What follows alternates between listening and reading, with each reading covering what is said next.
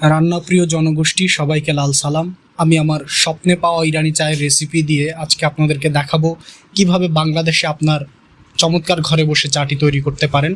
প্রথমে আয়রনযুক্ত 1 কাপ পানি, সেখানে পাতিলটা হতে হবে একটু দাগওয়ালা।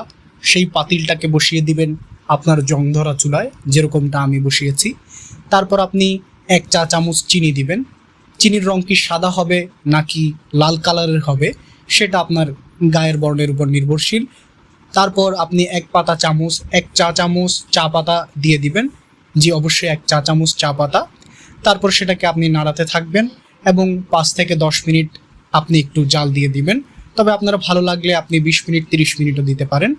এভাবে চা কালো করে ঠুসঠাস করে ফুটতে থাকবে। এই চমৎকার ফুটাফুটি শেষ হলে ঢেলে দিবেন কাপে। কাপে ঢালাঢালির পর্ব শেষ হলে তারপর আপনি একটা চামচ দিয়ে সেই কাপের ভিতরে ঘূর্ণিঝড় রেমাল তুলে দিবেন। চমৎকারভাবে নাড়াতে থাকবেন, ঘোরাতে থাকবেন, হয়ে যাবে আপনার ইরানি চা। আর এই ইরানি চায়ের রেসিপিটা যদি আপনাদের ভালো লেগে থাকে দ্রুত গিয়ে লাইক করুন, শেয়ার করুন, ফলো করে দিন এবং আপনার 14 গোষ্ঠীর সবাইকে দাওয়াত দিয়ে নিয়ে সেই ভিডিও দেখান। ধন্যবাদ। আসসালামু আলাইকুম।